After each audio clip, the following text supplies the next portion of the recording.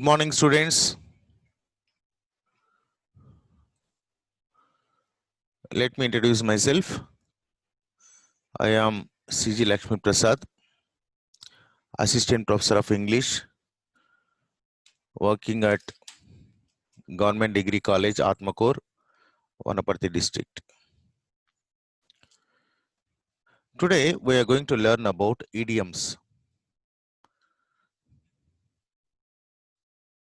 Today, we are going to learn about idioms. Let us see what is an idiom. Idioms are fixed expressions with meanings that are usually not clear or obvious. That means, suppose if we take a word, we have a meaning, and a group of words are called phrases, and idioms are also group of words, the meaning of which may not be associated with the words in it. It may have a total different meaning. We have already learnt about, phrasal verbs. Phrasal verbs also almost all like idioms. Okay, they are also kind of idioms. For example, let us take one example. To feel under the weather. To feel under the weather. What is the meaning of this? It's an idiom. What is the meaning of this one? To feel unwell. That means you are unwell, you are not feeling good, you are not feeling well. The words do not tell us what it means. See, there is nothing unwell. Okay. No word here suggests that you are unwell. But the meaning of the group of these words, that is idiom, is to feel unwell. But the context usually helps. But in the context, we can guess the meaning. But the words itself, the idiom itself, do not give you any suggestion. It cannot give you any hint of the meaning. Let the cat out of the bag. See, it is another idiom. Let the cat out of the bag means to reveal something, okay, which has to be kept as a secret. You tell to everybody. That is called let the cat out of the bag. Eat the cake and have it too is another idiom, which means to do two incompatible things simultaneously. That means we do two incompatible things. Okay. Actually, two things cannot be done together, but we do it simultaneously, maybe for getting double benefit. Okay. Such expressions are called idioms. Such expressions like to feel under the weather, let the cat out of the let the cat out of the bag, eat the cake and have it too. These kind of expressions are called idioms. Okay, these are very common in almost all languages, even in Telugu. In Indian languages also we have idioms and by different names. Okay, this meaning of an idiom cannot be worked out from the words it contains. So the meaning of these idioms cannot be worked out, cannot be understood from the words it contains. In an idiom, the group of words have a fixed order, and they are supposed to have an order, and you have to follow that order as a group. They have a meaning that is different from the meaning of the individual words in the group. So I told you, the words itself will not suggest you the meaning. They together give you a special meaning. For example, he has both his feet on the ground. He has both his feet on the ground. Everybody's feet will be on the ground only. But it has a special meaning, which means he is sensible. He is sensible, realistic, and practical person. That is the meaning. Okay. That means his feet stuck to the ground, his feet on the ground, which means he is realistic, he is sensible, and practical person. Then phrasal verbs. Already we have done a video. I hope you have seen that video. Phrasal verbs have the same features as idioms have. They also have the same features. They are also like idioms, and in fact they are idioms. Some of them are idioms. A phrasal verb is a verb whose meaning is modified by a preposition. We have already learned that, and there will be a preposition and followed by some words, and a preposition or adverb or both. Okay, it can have adverb as well, or both it can have, but which still functions as a verb. So the prepositional verb is a group of words, okay, which is modified by a preposition or adverb or by both. Okay, it functions as a verb. That is the difference. Whereas Idiom is like a saying or an expression or a proverb that is specific to culture. And moreover, these idioms are specific to culture, culture specific. And you may not understand the meaning of it, you're directly. You should have a context. You should have a cultural reference should be there. Then only you can understand. Lot of idioms are formed using phrasal verbs, but many are not. Lot of idioms are formed using phrasal verbs. Many phrasal verbs are formed by using phrasal verbs, but not all. Not all. For example, let me see. Tell me about your first day in the college. I am all ears. I am all ears. I am all ears. All ears means to be ready. To be ready and eager to hear what someone has to say. And it doesn't have a verb in it. Nor does it function as a verb. See here. I am all ears. There is no verb here. Whereas in phrasal verb is must. Means to be ready to eager to hear what someone has to say. That means we are ready and we are very eager and we want to listen what somebody has to say. But we can say that some phrasal verbs are idioms. But some phrasal verbs, I told you, they are idioms. For example, after a bitter fight, they decided to make up. See, make up. Phrasal verb make up means to reconcile or end a disagreement with someone has idiomatic expression. Okay, it has idiomatic expression. While please switch off the lights has no idiomatic expression.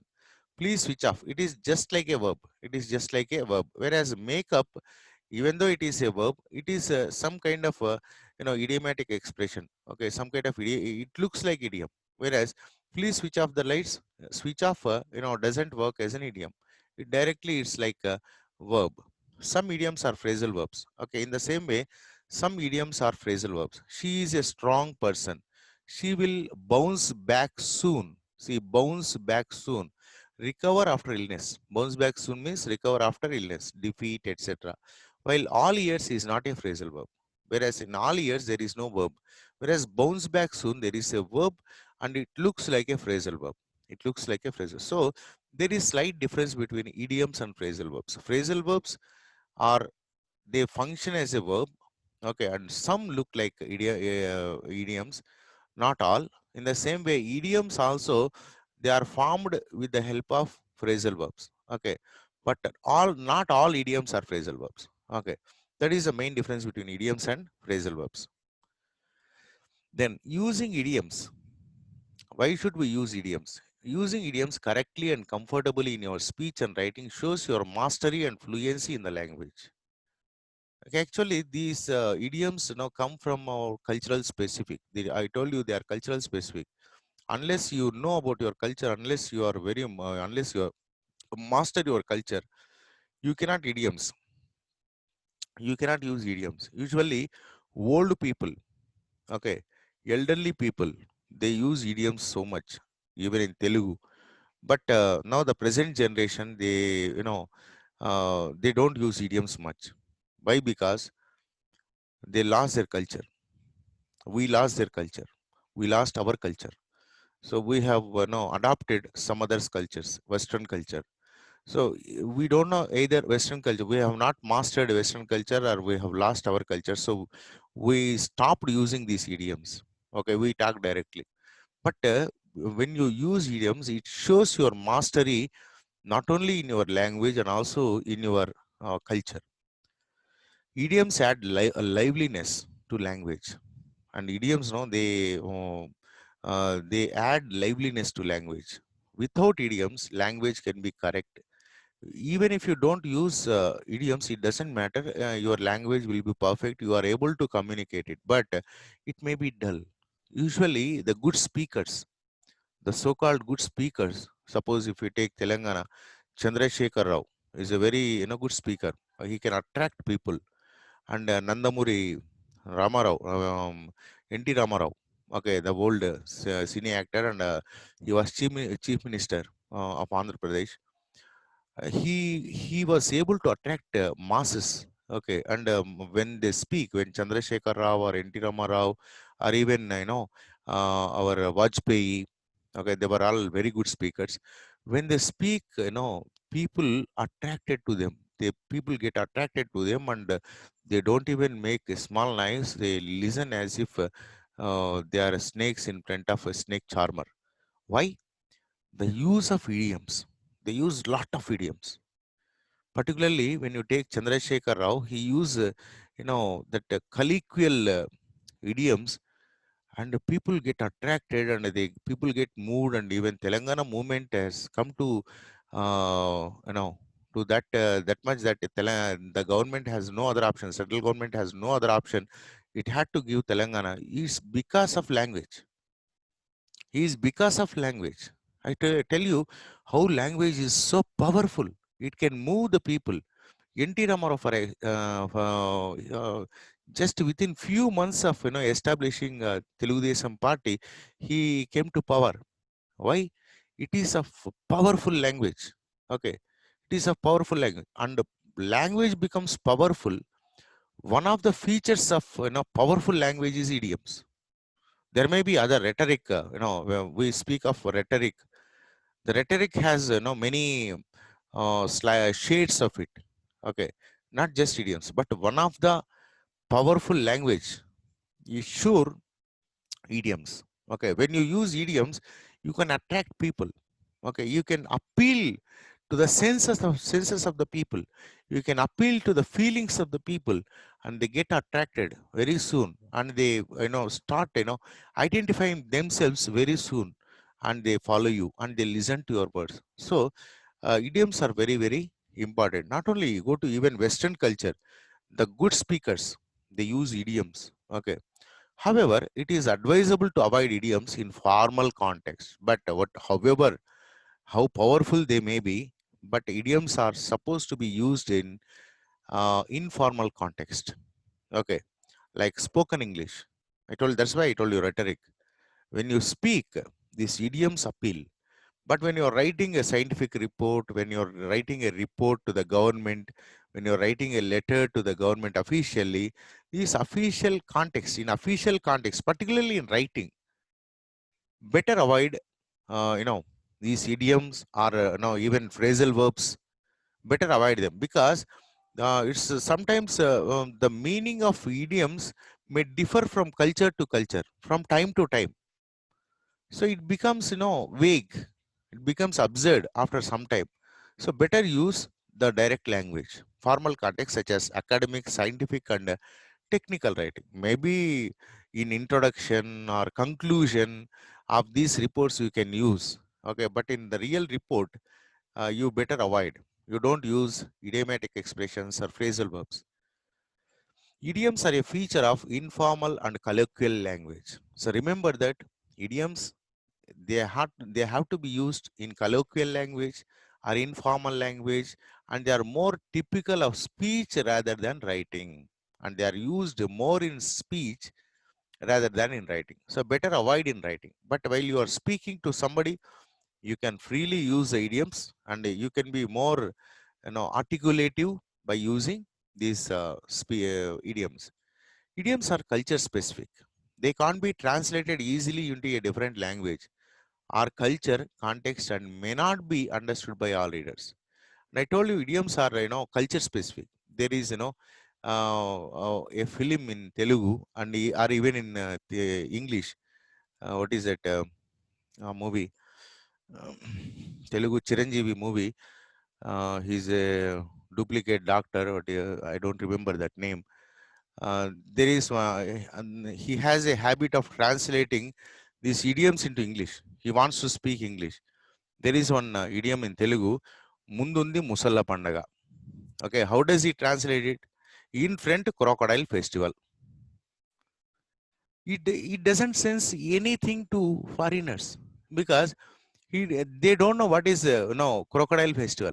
Mundundi Musalla Pandaga. It is something cultural specific. It is specific to Telugu people. There are so many such idioms. They are specific to culture, and they cannot be translated easily. Even if you translate it by word, they don't make sense. They don't make sense. And it's very, even Raja Rao, okay, in his novels, he tried to translate, many idioms into English, and he was successful to some extent, but not 100%. Nobody can translate the idioms 100%. They cannot do justice 100%. And you have to maybe you have to give some explanation after your translation. Then only they can be understood. And they are more typical of speech rather than writing. Idioms are culture specific. They cannot be translated easily into a different language or cultural context and may not be understood by all readers. So if you write, that is what happens, because something if you write that is read by everybody. Everybody means across the world. Okay. When across the globe, when some other country people read, they don't understand. That is a problem. Okay. Idioms may interfere with the clear communication. Idioms may interfere with the clear communication. And one more problem is that when you write, the flow of thoughts comes to a break. When somebody is reading, when he doesn't understand and he stops for a while and the flow of thought gets broken. Therefore, academic, scientific, technical matters are best presented directly and transparently, but not by these idioms or phrasal verbs. So better avoid idioms, particularly while you are writing. But you are free and you are open. You can use any number of idioms while you are speaking, and that will be more effective as well. Okay, while you are speaking. Then types of idioms. Okay. This again, it's some kind of, uh, uh, colloquial way of, types of idioms. Let us see how many types of idioms are there. First one, verb plus object, like, phrasal verb. There will be a verb and then object of that verb. Ram something down someone's throat. Ram something down someone's throat. That is one idiom, which means impose one's ideas or views on someone. Okay, so you are a Marxist. You don't have to ram it down everybody's throat. That's an example. Okay. Okay, you are a Marxist. You don't have to ram it down everybody's throat. Next, another example. Draw the line at something. Draw the line at something. That means refuse to behave in a certain way because you think it is wrong. And somebody asks you to behave in that way, but you think that it is wrong and you don't want to behave that way. See here, example. I do use some strong language. And I know that my language is strong, but I draw the line at using offensive words. I know my language is very strong, but I never use offensive words. Okay, that is a draw. Draw the line. I draw the line of using defensive words. That means I never use offensive words. Have second thoughts. Change your opinion or begin to have doubts about it. Have a second thought means you have already taken one decision, but after some time you get doubt whether it is right or wrong. That is called have second thoughts. I am having second thoughts about accepting that job offer. Okay. I am having second thoughts about accepting that job offer. The pay is not enough. So first he has accepted the job, but later he is having a second thought because the pay is not enough. So this is a first type of idioms, that is verb plus object. Then second type, prepositional phrases. We have already know a prepositional phrase, for example, in the dark. See, first it starts with preposition and then noun or something, some word. It may be any word. Okay, in the dark. So in the dark is object of preposition. In the dark, uninformed. That means you are not informed. In the dark means our boss always keeps us in the dark about changes until the last minute. Until the last minute, he keeps it as a secret. In cold blood, deliberately without emotion. Over 100 villagers were killed in cold blood by the soldiers. Out of the blue, that is completely unexpectedly. It just happened out of the blue. That means suddenly, without any information, suddenly it happened. That is out of the blue. Then compounds. Compounds means more than one word. Okay, and it can have any type of words. A kick in the teeth. See here, verb kick. A kick in the teeth. See, kick is verb, but we are using a kick. So kick is nominalized here. Okay, it is working as a noun. A kick in the teeth. It means an insult or unfair act. Not giving her the new job was a real kick in the teeth for her. That means she was not offered a new job. That is really that is an insult for her. That is an insult or unfair act. A stumbling block. A stumbling block, an obstacle. Stumbling block means an obstacle. Their connections with the terrorism have always been a stumbling block in the party's political progress. Okay. Next, open-ended. Open-ended. Having no planned ending. Having no planned ending can be developed in many ways. That means there is no ending, and ending can be anything. Okay, usually we speak of open-ended stories, open-ended novels. That means climax is left for the readers. I am not prepared to give an open-ended commitment. I would like to have an agreement in writing. So I don't want any open-ended commitment, and everything, whatever that we are going to do, should be in written. Okay.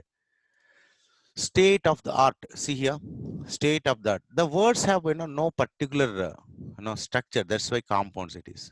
Most modern, most technically advanced. He always has a state of the art computer and the latest camera.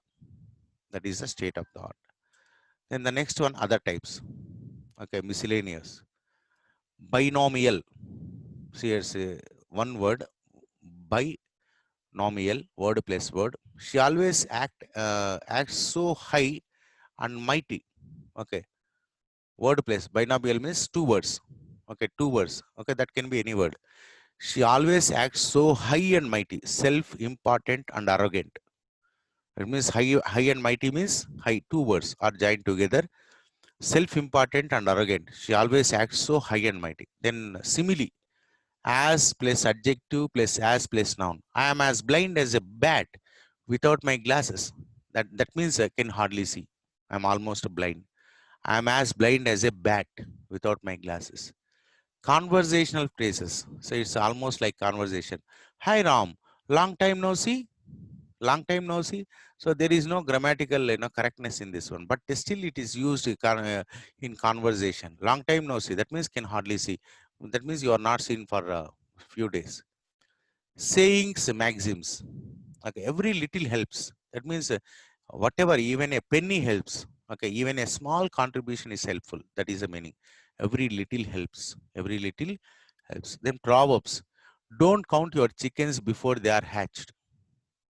Don't count your chickens before they are hatched. It means do not rely on things in the future before they happen. We don't know how many chickens are going to be hatched, but we are counting. I'm going to have 10 chickens, okay, in 10 days. But we're not very sure whether they will be hatched or whether they would be spoiled. These other type. Then some examples of idioms. Okay, these are some kind of examples I have brought together. How, for example, when things go right, when everything goes right, we have a certain set of idioms. There's so many idioms, but I have just for every type, three types of idioms I have brought as an examples. Work like a dream. Work like a dream means a plan succeeded absolutely perfectly. That means you have devised a plan and it went on very well. That means it worked like a dream. Went according to a plan. They occurred exactly as intended. Okay, whatever that you intended, that's the same way it happened. Went according to plan. Then went or ran like a clockwork. Means they went smoothly with no difficulties. On time. Okay, that's why clockwork. When things go wrong, suppose when things go wrong, then what type of idioms do you use? This is like a bad dream. Whereas here it is work like a dream, but here it is, this is like a bad dream. When one bad thing after another happens in quick succession, that means you're experiencing so many bad things, you say this is like a bad dream. It's a real nightmare. Nightmare means very bad dream again. used very generally. Example about traffic jams. Okay. Oh, it's traffic jam is awful. It's like a nightmare. Computers going wrong. If something you are working on computer and it gets jammed and you say it's like a nightmare because you want to send an email immediately, but you are not able to send because of your computer breakdown. It's a calm before the storm. It's calm before the storm. That means it looks like as if everything is fine, but you still feel there is going to happen, something bad is going to happen. When things are quiet, but you fear they are about to change. Okay, it's not going to be in the same way. Surely there is something wrong is going to happen. You fear. Okay, that's your feeling. Then you say it's a calm before the storm. Then you speak of somebody's intelligence or knowledge. Okay, knows what's what. It's an expert. He's an expert. Suppose if you say he knows what's what, that means he's an expert. He has been in the business so long that he really knows what's what. Then could talk the hind legs of a donkey. Could talk for hours. That means look here. Could talk the hind legs. Hind means back legs of a donkey. We don't know how it came into existence, but which means if somebody could talk for hours, then we say he could talk the hind legs of the donkey. Then wasn't born yesterday. That means he's not stupid. He's not a kid. He's not a kid. He did not born yesterday. Okay, sorry. It is not stupid. He is his dad. Actually, the J has come. I don't know. His dad wasn't born yesterday. Not wasn't. It should be some type errors. His dad wasn't born yesterday. Then happiness and sadness. And you are very happy or you are very sad. In that case, how do you use? To be on top of the world. That means when you are very happy, you say, I am on the top of the world, or I am on cloud nine, in seventh heaven, over the moon. To be extremely happy. When you are extremely happy, you say, I am on the cloud nine. I am on cloud nine. I am in seventh heaven. I am over the moon. I am over the moon. I am on the top of the world. That means when you are extremely happy. To be ideally suited for. Suppose you think that something you bought or something that happened exactly suits you, then you say to be in your element. To be in your element.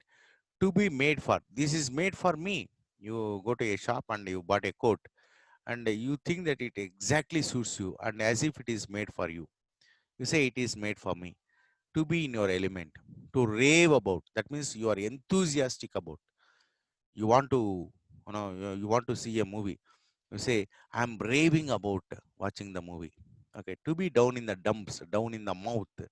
When you are depressed, when you are very sad, you say, I am down in the dumps. I am down in the dumps, or I am down in the mouth. I am down in the mouth. These are different situations where we can use such idioms. There is number of idioms. These are not exhaustive list. Okay, there these are only some examples. Okay, you can find many number of idioms and you can use them as you when you are speaking. Then people's character. When you want to speak about people's characters, okay, there are number of idioms. First one, to be in a world of her own. That means he is in the world of his home or she is in the world of her home, means to be lost in a daydream. She is not in this present world. She is in her own world. A rough diamond. See, rough diamond. He's a diamond. Oh, we say he's a diamond means he's a very good person. He's a good person, but he's very rough. A good person with abrupt manner. His manners will sometimes you cannot understand. Sometimes he's very rash, but he's a good person. He's a good person. A dark horse. What is a dark horse? Someone who hides their skills, and he is a very skillful, but he doesn't want to reveal, and he keeps it to himself. And such a person is called a dark horse. Usually in offices, government offices, now people they may be very good at using computers, but when boss gives him any job, he says that, sorry sir, I don't know computer. I don't know computer. I don't know how to use it. I know nothing about computer. But when he goes home, he does his work in computer and he is expert. Why does he hide his skill? He doesn't want to work. He doesn't want to work just to escape from the work. I have seen so many such people, and they know computer very well. They know so many things, But still, when the work is given to them, sorry sir, I don't know how to do it, please no, you give it to somebody else, you give it to somebody else. That is how some people try to escape. Such persons can be called as a dark horse. People's feelings in particular situations. People's feelings, okay. Be feel at sea. That means you feel at sea. That means feel lost or confused. You feel lost or confused. When you are totally confused, you don't know what to do, and you say, I am at sea, I feel at sea, I feel at sea. Want to curl up and die. See, want to curl up and die means feel terribly ashamed and embarrassed. That means you are terribly ashamed. Okay, you are totally, you don't want to see anybody's face. In that case, you say want to curl up and die. Turn your stomach, make you feel sick. When you say, um, my stomach is feel, I turn my stomach, or I feel my stomach turn, that means you feel sick. You feel sick, or you don't want to see show your face. Go ballistic. Go or blow a fuse, hit the roof or ceiling. That means react extremely angry. When you are very angry, you say, I go ballistic, or I blow a fuse, hit the roof or ceiling. Okay, that means you are that much angry. You are that much angry on something, and you can express that feeling by these idioms. Then people's relationships. Okay, be not loggerheads. I am at loggerheads with him. That means disagreed strongly. That means you don't agree with him, and you negate him. In that case, you say, I am at loggerheads with him. Bad blood. That means negative feelings, disagreements. That means you don't agree with him. You don't like him. Then you say bad blood. He is my bad blood. Okay. Can twist someone round little finger. See here. Can twist someone round little finger. Can persuade someone to do anything. That means you can persuade somebody to do something in your way. Okay. She can twist her father round her little finger. He would do anything for her. That means you are able to, that means he is in your control. Whatever you ask, he will do. Okay, in that case, you say, I can twist someone, I can twist my mother or my father or my children, I can twist my father around little finger. That means whatever I ask, my father does. That is a meaning. Okay, that is a relation. Then comments, you comment somebody, or you comment on something. Okay, how do you do that? In next to no time. That means very quickly. Very quickly. To cap or crown it all. To cap it all or to crown it all means as the worst event in a series of bad ones. Okay, already you have been doing the something very badly, and this is going to be the worst one. Say, to cap it all. To cap it all means it is at the top. Okay, this one is at the top of bad things. To cut a long story short, that means to tell something briefly. To tell something very briefly. All's well that ends well. Okay, said as a comment and a good ending to a series of bad events. There have been series of bad events, and at the end, it becomes everything turns good. Okay, then in that case we say all's well that ends well. Then other expressions, we have other expressions as well. For example, it's a small world. That means said when a coincidence happens between people. Okay, and you also feel the same, and other people also feel the same. Then you say it's a small world. Okay, famous last words. That means said when one later regrets something one has said. Already you said something and you change your mind. Then again you give a fresh statement. Then you say it is famous last words. That means you changed word, changed statement. You live and learn. Comment on events from which someone has learned a lesson. That means many people have been telling him not to do that, not to do that way, but he never listens. Then at last he experiences something very bad, and he decides to change himself. So in that case, we say you live and learn. Okay, that means only when you live, when only when you experience, you will learn. That is okay. These are the different examples at different situations, but remember, these are not exhaustive. There are a number of thousands of idioms. At least, in fact, there is a dictionary for idioms. Okay, and very difficult. Okay, because I told you this is culture specific. You have to go behind, and idiom may have a story as well. Idiom may have a story as well, and you have to understand that story in order to understand this idiom. Then idioms, some exercises. Okay, choose the correct meaning of the idiom. Here, like objective type, one idiom is given and four options are given, and you have to choose the correct option. To pay through the nose. To pay through the nose. You have to pay something through the nose. That means very difficult, you know. So, what are the options given? Doing something correctly or well. To pay more for something than its actual worth. You pay more. Okay, for example, that there's something you bought worth only 100 rupees, but you pay 200 rupees. Okay, to show your anger, to spend more time or energy on something than is necessary. You are spending more time than necessary. So which one is correct? This one. To pay more for something than its crucial actual worth. To take something to heart. To take something to heart means you are very sensitive. A lot of worry or excitement about a situation that is not important. You worry about no lot. To not allow criticism to worry or upset you. Then to allow something to affect or upset you deeply. That means you allow. You have to actually forget it. But since you are very sensitive, you take it to heart and you feel and you get upset, and maybe ultimately you may get into some problems, health issues. To start behaving in an unacceptable way. So the correct one is this one: to allow something to affect or upset you deeply. To take something to heart means then no, to not have the stomach for something. To not have the stomach for something, which means to be bored because you have nothing to do. To be born to rich parents. To exist with very little money. To not feel interested, strong, or brave enough to do something. This is the last one is the correct one. That means you are not interested. That means you don't have stomach for that one. That means you are not hungry. That means you don't want that. You are not interested on something. Suppose your parents ask you to learn karate. You don't have stomach for that. That means you are not interested. You are not strong, brave enough to do that. Okay, that's why you don't want to do that one. Then on the rocks. On the rocks, see here: in trouble, near failure or defeat. To do things on the wrong in the wrong order. To settle down and become established. On the rocks means already you are it's near failure or defeat.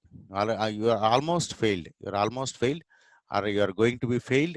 Already it is on the rocks. Okay. To dry something, we put it on the rocks, right? That means dead. To show someone the ropes. You show someone the ropes. Okay. Rope means what? Some kind of hope, you know. To annoy someone. To impress or influence someone. To put pressure on someone. To show someone what to do. That means you give rope means you are giving him some hope. To show someone what to do. Okay, you are helping him. You are giving some advices. To show someone the ropes means. So the correct one is to show someone what to do. Next one. To see red. Red means very angry, right? The small visible part of the large problem. To become angry. To be suspicious of what you hear. To not believe everything you hear. To turn a small problems into a large one. So which one is correct? To become angry is correct. Next one. To hold the fort. Fort. To hold the fort.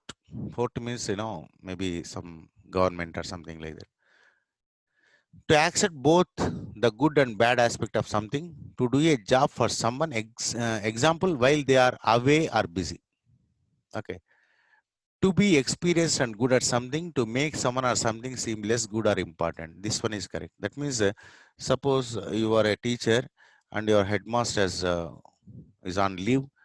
Then being you are being senior, you are given in charge. That means you take care of the school while your headmaster is away. That means you are holding the fort. You are holding the school. You are holding the college. You are holding the university. You are holding the government. Okay, that is holding the fort. Then to lead someone up the garden path. To be funny or ironic. To embrace someone. To deceive someone. To get out of control. This one is correct. To lead someone up the garden path.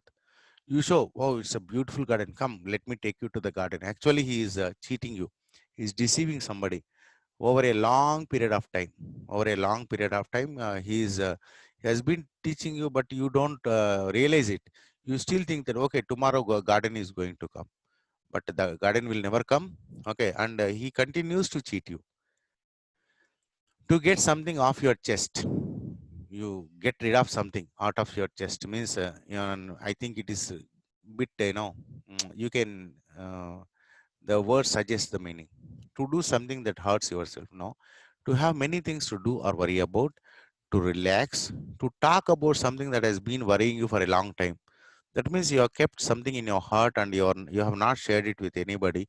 And at last you have decided, okay, let me relieve myself. So you tell that to your friends or your family members and you get relieved of, from your chest. Okay, that is to talk about something that has been worrying you for a long time, to get something off your chest. Next, to take a leaf out of someone's book. Leaf means maybe page. To take page out of someone's book. To be involved in something, to be sensible and realistic, to follow someone's example, to look after someone, to take care of them. See, this is the correct. That means you follow him, you follow his example, you try to follow his way. That is what to take a leaf out of someone's book. A fly on the wall. A fly on the wall. What is this? A big fly, a person who watches others without being noticed. A fly sitting on the wall, a fly running towards the wall. This is the correct one. A person who watches others without being noticed, like, peering, peering. A person who watches others without being noticed. Shoot the breeze. Shoot the breeze means get cool air from a fan. Talk in a friendly, informal way. Breeze coming at a high speed, throwing cool breeze over the face. The right one is talk in a friendly and informal way. Shoot the breeze. Okay, chit chatting. Then here, match the idioms in column 1 with the meaning of column 2. First, let us read this one and then we go to this one. If something fits the bill, that means exactly that is what you wanted. If you do something at the drop of a hat, drop of the hat, you're very punctual maybe. If you don't bat an eye, don't bat an eye. If something has teething problems is very common. We read it in newspapers. If people are at loggerheads, already we have done loggerheads means in some problem. If something goes against the grain, if you're penny wise, pound foolish, if a race goes down the wire, if something is like clockwork, then if something is if something is no bed of roses, even bed of roses is commonly used in newspapers. Okay, most of them are used in newspapers. Let us come to second part. These are meanings, and these are idioms, and these are meanings. It has difficulties at the start. Difficulties at the start means what? Which one? A. If something has teething problems. Okay, usually children, they get fever while they're getting teeth. That's why starting problem. For starting problems, we use teething problems. It isn't clear until the last moment who will win.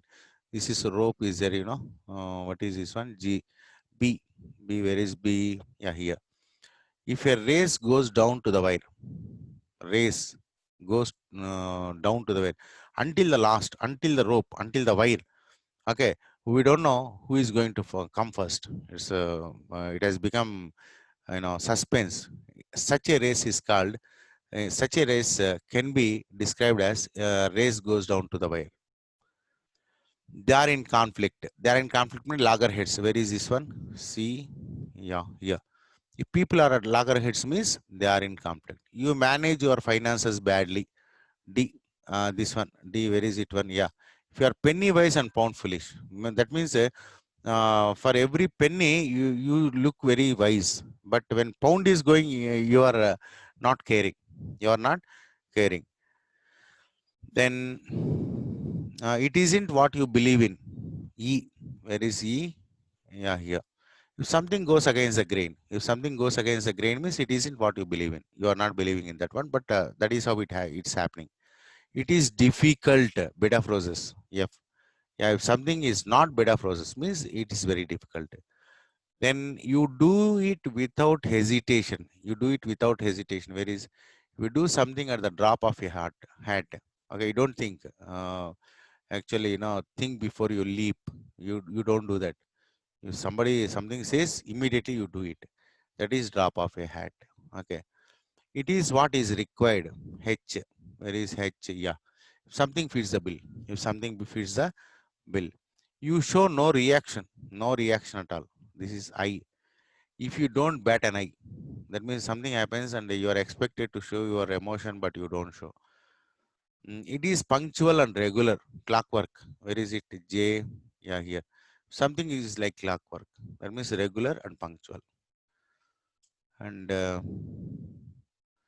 thank you. I hope you have understood the concept of idioms, but this one is not sufficient. You have to collect many idioms and understand their background as well as know their meaning. Unless you know its background, it's very difficult to use them. Actually, you should be able to use them while you're speaking, not just for examination sake. So I hope you enjoy this session. Thank you very much. Let's meet in the another session. If you like my video, please like and subscribe to my channel, and share this video with your friends, and ask your friends also to subscribe to my channel. There's going to be many videos on English grammar. Thank you very much.